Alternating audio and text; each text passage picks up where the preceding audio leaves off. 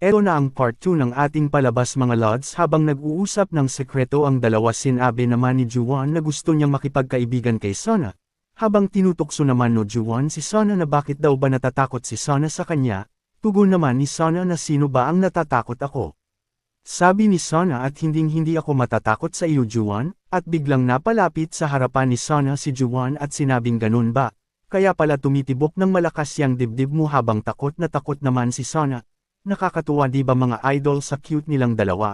Sabi ni Juwon na kung hindi ka takot sa akin ibig sabihin gusto mo ba ako Sona? Gulat na gulat naman si Sona at mulat ang kanyang mga mata, tugon ni Sona na ano ba ang sinasabi mo? Tugon ni Juwon na sana hindi mo ako gustuhin kasi mahirap eto para sayo? Nagtalo pa rin ang dalawang ito at tuwang-tuwa naman si Juwon na inaasar siya lumipat ang scene sa nanay nilang nakasama sila. Patanong ni Sona na bakit daw ba palaging pumupunta ikaw dito? Biglang salita si Juwon na agad namang tinakluban ni Sona, gusto niya sanang sabihin na kasi gusto mo ako, at bigla namang natuwang ina nila at napasabing. Nagkakalapit na ang dalawa, lumipat ang scene sa dalawa na habang nagbabasa sila ng mga libro, sabi ni Juwon nagdala siya ng masayang libro ngayon, ngunit hindi ito pinansin ni Sona, lumipat ang scene sa dalawa na hawak-hawak ni Juwon ang koneho ni Sona na napasabi pang ang cute naman neto. Sabi naman ni Sona na sayo na lang yan kung gusto mo. Napalipat na sila ng pwesto.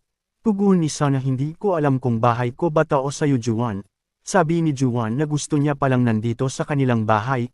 Madaming libro at higit sa lahat gusto ko laging makipag-hangout sayo.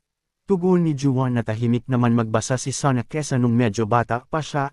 At biglang napasabi na naman si Sona na wag daw siyang tawaging bata. Sagot naman ni Juwon na bakit ang sensitive mo kapag tinawag kita niyan? Ano bang gusto mo itawag ko sayo Sona? Biglang hiya ni Sona, tugon naman ni Sona na ayaw niya na tinatawag siyang bata kasi nahihirapan ang kanyang ina na alagaan siya, kaya ang sabi ni Sona na ayoko na maging bata pa habang gigil na piniga ang kanyang hawak na libro. Nakatingin naman si Juwon na habang sinabi na oo sige hindi na kita tatawaging bata, tugon ni Sona na yun lang. Sabay tingin sa libro na may pasulyap kay Juwon napatingin din si Juwon sa cute na mukha ni Sona. Lumipat ang senaryo na inaabot ni Sona ang libro sa itaas sabay patanong ni Juwon na kailangan mo ba ng tulong. At sabi naman ni Sona na kaya ko nata, sabay sabi ni Juwon na ikaw ang at iyong pride talaga Sona. Okay sige tulungan mo na ako, biglang inangat naman siya ni Juwon sabing paano kung ganito. Biglang namula ang mukha ni Sona na tila kinikilig. Biglang umayaw si Sona at sinabing kaya ko na to bitawan mo na ako. Bigla naman tiwanag si Juwon ng kanyang ina at naiwan si Sona na mabilis ang tibok ng kanyang puso na para bang kinikilig ito. Biglang naglipat ang scene sa kapatid ni Juwon na dumungaw mula sa likod niya at patanong ni Sona kung sino siya.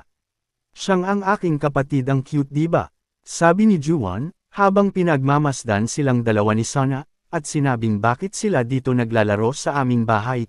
At sabi pa ni Sona na hindi man lang daw ngumingiti si Juwon ng ganyan sa kanya. Bigla naman sinabi ng kapatid ni Juwon na gusto niya daw ng magic trick. Bigla namang napatingin si Sona sa ginagawang magic trick ni Juwon. Wow ang sabi ng kapatid ni Juwon. Bigla naman sabi ni Sona aha sabi na isa kang witch. Sinabi naman ng kapatid ni Juwon na hindi isa itong magic trick. Hindi mo ba alam ang magic trick patanong kay Sona? Naisip naman ni Sona na isa palang magic din yung nakaraan. Biglang sabi ni Juwon na obvious ba? Biglang ngiti ng kapatid ni Juwon na gusto mo bang matutunan yun? Sama ka na sa amin habang nahihiya naman si Sona, at sabing pas ako dyan, bigla naman nagulat ang ina ni Sona at nakitang nakikipaglaro na si Sona sa dalawang magkapatid. Natuwang-tuwa si Sona, lumipat ang scene sa kay Sona na nagbabasa ng libro at biglang lipat ng scene sa ina nilang dalawa na tiwanag pa si Sona ng ina ni Juwon. Sabi ng ina ni Juwon sorry Sona ako lang sa ngayon. Na tila bang malungkot ang naramdaman ni Sona nang makitang wala si Juwon na may bitbit na bulaklak na nakatago sa kanyang likuran, at sinabing nag-effort pa naman ako. Lumipat ang scene sa dalawa sa pagbisita ulit ni Juwon sa kanilang bahay. Na tila nanghihina at nagtatampo si Sona, biglang sabi ni Samha na ayos lang kung wala ka, pero ang paliwanag naman ni Juwon na nagpunta siya sa eskwelahan para mag-aral. Sabay tingin ni Sona totoo ba at bigla naman sabi ni Juwon na parang na-cute-an na si Juwon sa kanya. Sabi ni Sona na na-practice niya ang magic trick na itinuro ni Juwon. Biglang napalingin ang dalawa at nakitang nakahiga na si Sona at kanyang ina, at nag-offer naman na magluto ang ina ni Juwon para makakain naman siya ng maayos. At ikaw Juwon dito ka muna kausapin mo sila. Tugon naman ng ina ni Sona na nagulat ka din ba kanina? At isip-isip ni Juwon na mas naapektuhan si Soha kesa sakin sabay hawak sa buhok ni Soha. Tanong ni ina ni Soha na mahirap makipag-ayos sa kanya diba? Tugon ni Juwon na much better naman na magkalapit na ang kanilang loob. Tugon ni ina ni Sona na minsan ay napaka-songgit nito ngunit na handle naman siya ni Juwon. Bigla naman napasabi ang ina ni Sona na palagi daw siyang wala sa bahay nila at lagi siyang nasa ospital ngunit nagbiro pa siya para mapatawa si Juwon pero tugon ni Juwon na palagi daw siyang iniisip ni Soha. Bigla naman napatingin si Juwon at sinabing hindi naman ganun kapangit si Soha kahit natutulog lamang ito at parang bumabalik siya sa pagiging bata kapag kasama niya ito at nang may nararamdaman na parang kakaiba sa kanya ang daming nasa isip ni Juwon sa panahon na ito at tired of people on this world na daw kumbaga. Naging matanda na siya, naging dalaga at binata na din, dahil na-incarnate siya lumipat ang scene sa kanila at sinabing nakakapagod na ang ma-fall sa ibang tao. Bigla namang natawa ang ina ni Sona at paabong pasensya na hindi ko inakala na nagbibiro ka lang at sabing sikat ka siguro sa inyong eskwela. Paabi ng ina ni Sona na sana hindi mawala ang pagkakaibigan ninyong dalawa, at pasensyahan mo na kung naisabi ko sa iyo eto.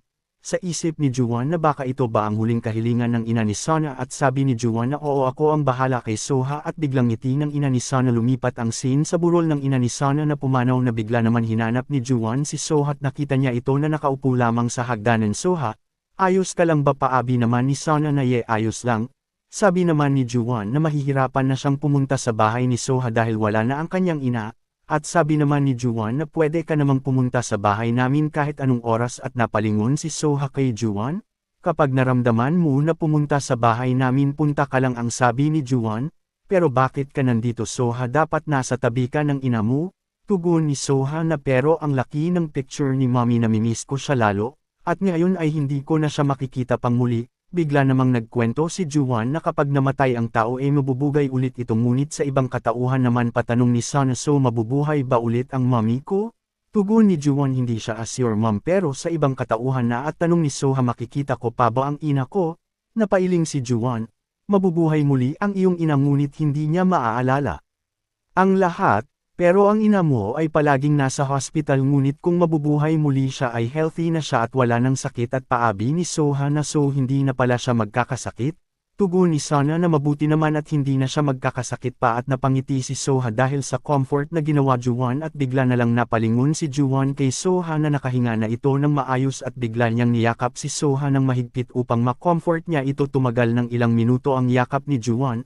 Bigla namang lumipat ang scene sa school kung saan tumawag sa ina ni Juwon si Soha na gusto niyang dumalaw sa bahay nila ngunit ang sabi ni Juwon na may assignment na gagawin sila ng mga kaibigan niya, na para bang ni-avoid niya si Sienong ngunit nang makita siya ng kanyang ina sa kwarto na parang guilty dahil sa pagyakap niya kay Soha na parang comfort lang naman. Lumipat ang scene sa kotse nila Juwon kasama ang kanyang ina at sinabing ng ina niya na may tao sa hanap ng gate nila at bigla namang nakita ni Juwon si Soha sa ulanan na bitbit ang bag na nakataklob sa kanyang ulo. Biglang napalabas si Juwon at sigaw na Soha at biglang tingin ni Sona at Juwon sa isa't isa at biglang nasabi ni Juwon na binagsisimula ng mahulog ang loob ko sa batang ito. At doon nagtatapos ang kwento ng ating chapter 2 mga idol. Kung mas gusto nyo pa ng chapter 3 mga idol, comment lang or request for the title na gusto nyong ma-request. Follow for more mga idol and subscribe para sa susunod na ating chapter.